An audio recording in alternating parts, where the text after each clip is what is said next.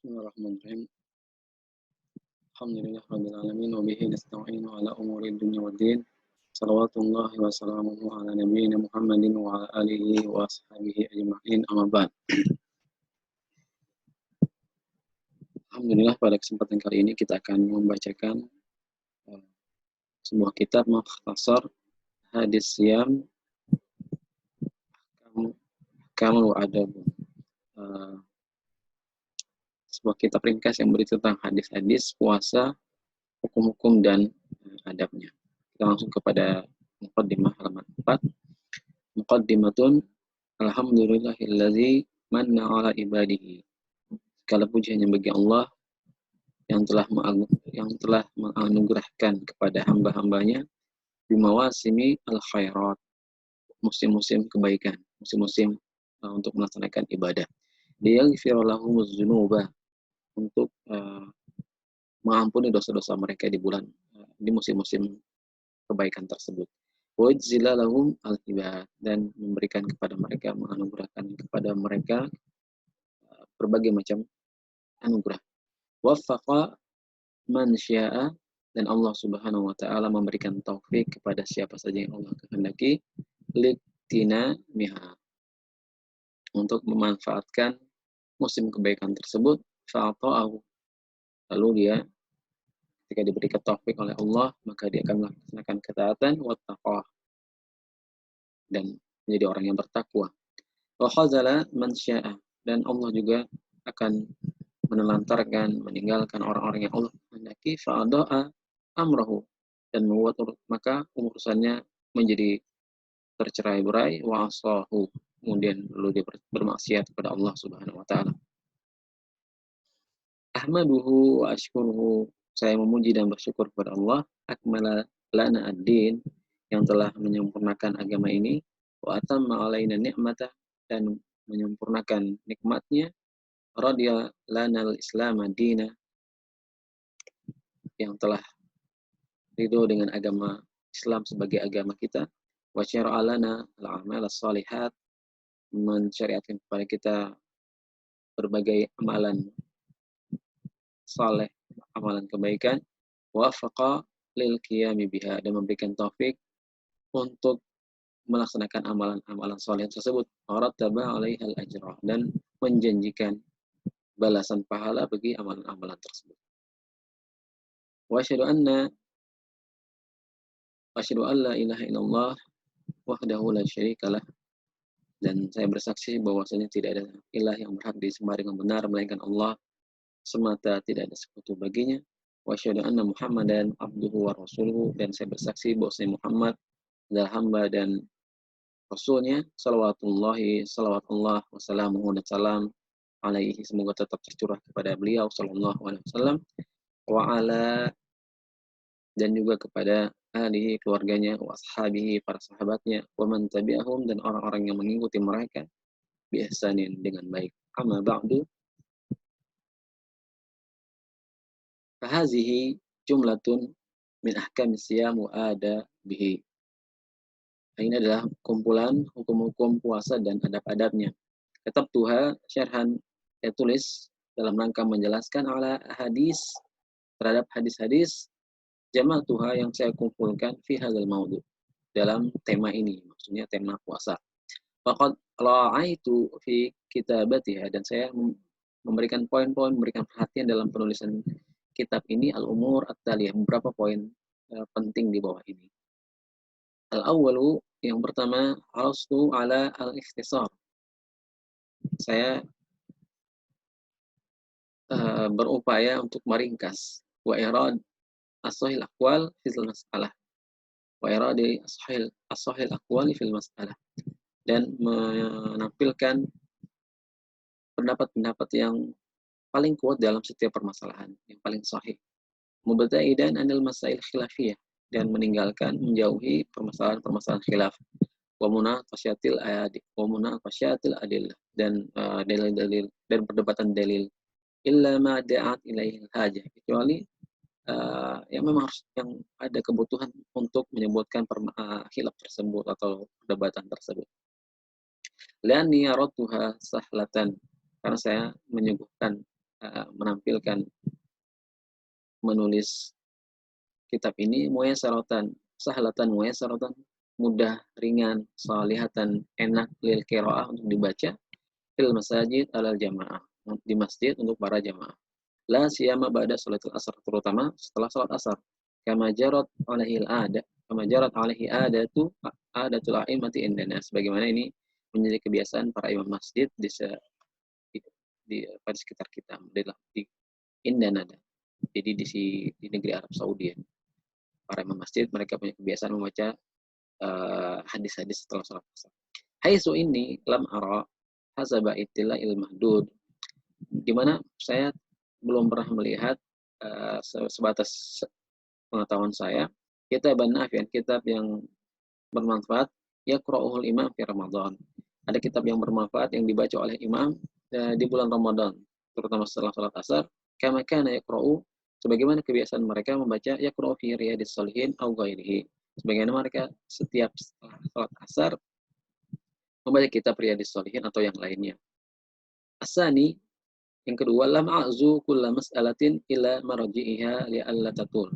Lam a'zu, saya tidak menampilkan referensi kulla mas'alatin, setiap masalah, ila marji'iha, kepada sumbernya, li'alla tatul, supaya tidak bertele-tele, supaya tidak terlalu panjang, hawasi alkitab, supaya tidak terlalu banyak footnote dari kitab ini. Wa inna ma'azautu al-masail, hanya saja saya tetap menampilkan referensi al-masail al-khasah, beberapa masalah yang khusus awin nukul, atau beberapa nukilan tertentu.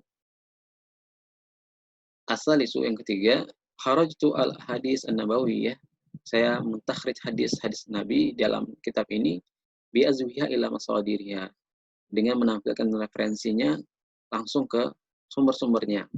Fa kana al hadis fi sahihaini, kalau hadis tersebut dari sahihaini, Sahih Bukhari dan Sahih Muslim, atau fi ahadihim, atau dalam salah satunya Imam Bukhari atau Imam Muslim, iktafaitu bihi, maka cukup.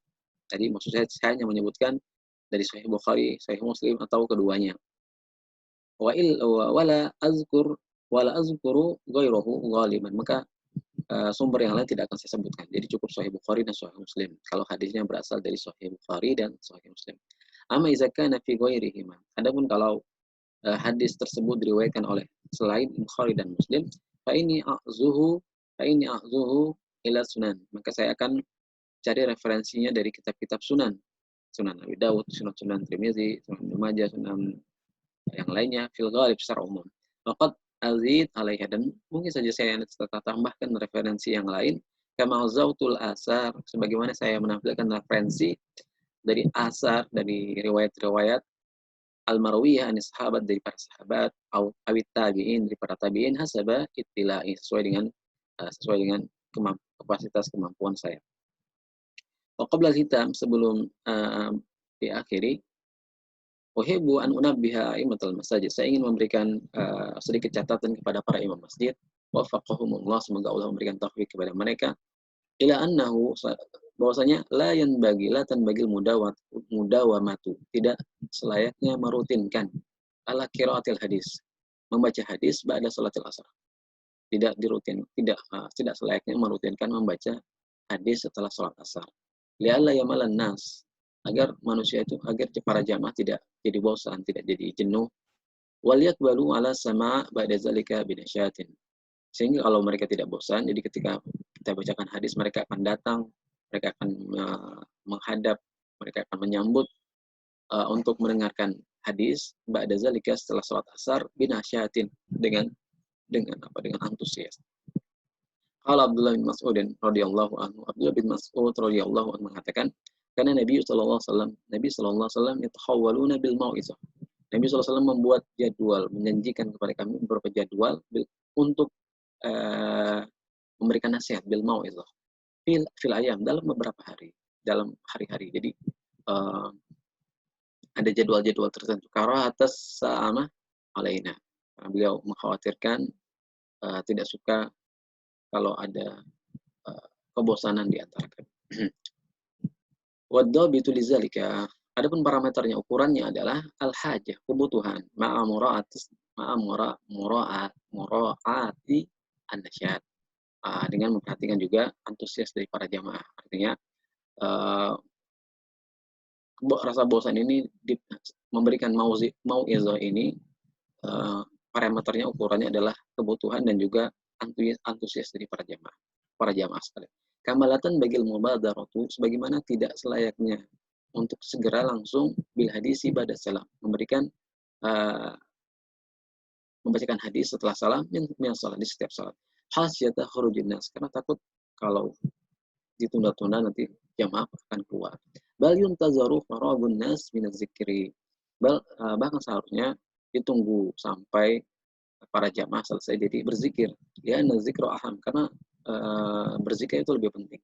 Waliyahsula ba'da faragih minhu kamalul istima' wal intifa'. Sehingga bisa tercapai setelah mereka selesai zikir itu perhatian yang penuh, dan mereka bisa mengambil manfaat.